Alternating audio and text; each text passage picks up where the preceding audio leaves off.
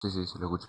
Sí, el video, cuando estaba explicando antes, profe, en el pizarrón, estaba medio atrasado. No sé si mostraba recién cuando dejaba de hacer clic. Ok. Ah, bien, ok.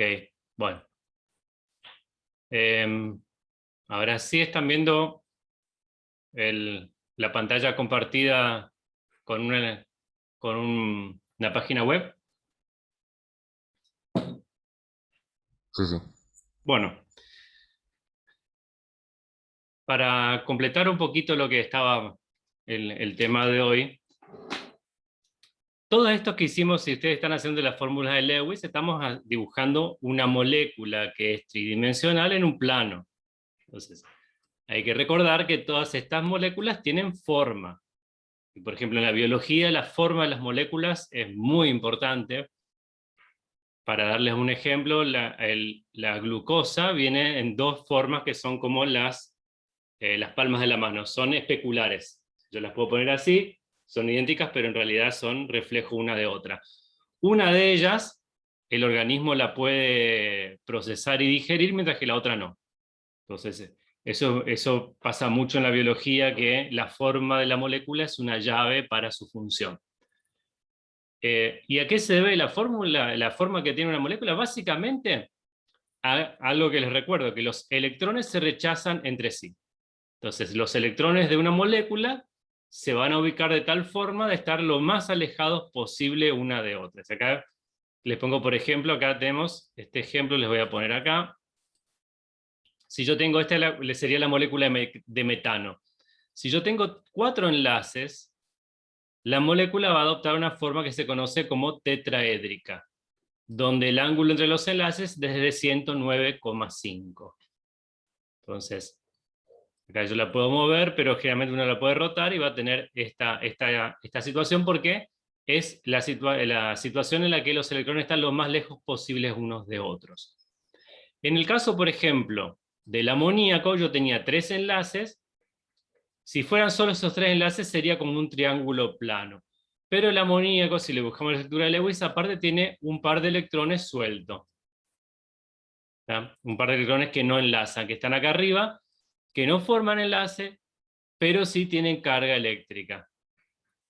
En definitiva, me actúan de esta manera, hace que esta estructura se vaya hacia abajo y forme una especie de trípode. En el caso del agua, por ejemplo, tengo dos enlaces, dos pares enlazantes que me forman el enlace oxígeno-hidrógeno y dos pares de electrones. Y eso hace que la molécula de oxígeno sea esta forma curva. ¿tá?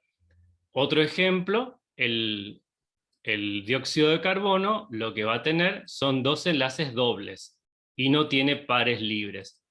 Por lo cual, la molécula de dióxido de carbono es una molécula lineal.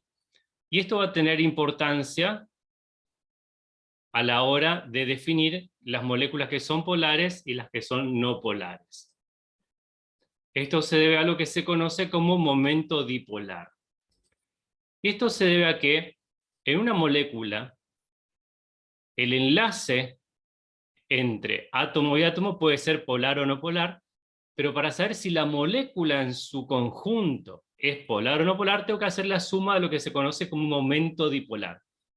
Este momento dipolar es la diferencia de cargas que hay entre cada uno de los pares de átomos. Y puede calcularse porque yo puedo poner una molécula en un campo eléctrico y medirlo. Se sabe, por ejemplo, que el agua tiene un momento dipolar neto. Están viendo el PowerPoint, ¿no es cierto? Sí, sí. Va, Bien. sí. Entonces el agua, como tenía esta forma curva, tiene momentos dipolares, que es la suma de la polaridad que hay entre el oxígeno y el hidrógeno, que es esta flecha roja, es una suma vectorial. Y por consecuencia el agua tiene momento dipolar que es medible. En cambio, el dióxido de carbono, a pesar de que cada enlace carbono-oxígeno es polar, como yo tengo que sumar un momento dipolar que va para la izquierda y un momento dipolar que va para la derecha, y los dos son iguales, la molécula en su conjunto es no polar. ¿tá? Entonces, uno debería analizar todos los enlaces y hacia dónde apunta ese momento dipolar para hacer la suma. Y esto es importante porque vamos a tener moléculas que van a ser polares y moléculas que van a ser no polares. Y hay varias cosas que son importantes al respecto. Acá, bueno, voy a esperar un poquito porque seguramente se tarda en cargar. Ya están viendo un sistema de tres, a ver, lo voy a cambiar. Un sistema de 3 átomos, ¿lo están viendo en la pantalla? Ahí ahora sí. Bien. Ahí me marca, por ejemplo, cómo es la interacción entre 3 átomos y el momento dipolar resultante, que es esta flechita. Entonces yo, dependiendo de cómo sean estos ángulos, esa flechita crece o decrece, va a tener más o menos momento dipolar. También se debe a la diferencia de electronegatividad entre estos átomos. También lo que me importa es que esta molécula es polar. ¿Y qué pasa si yo le aplico un campo eléctrico? Pasa esto. La molécula se va a alinear con su parte negativa hacia el extremo positivo del campo eléctrico y su parte positiva hacia el extremo negativo. Esto hace, por ejemplo, que hace el principio de funcionamiento del microondas. El microondas va a tener un campo eléctrico de este tipo, pero que cambia millones de veces por segundo. Entonces la molécula va a ir para acá, para acá, para acá, para acá. Se mueve para un lado y para el otro porque este campo eléctrico cambia de sentido todo el tiempo. Y eso hace que la molécula, por medio de la fricción, se caliente. Entonces, si yo pongo materiales que no son polares, en el microondas no pasa nada. Un plato de loza no se calienta en el microondas, si está solo.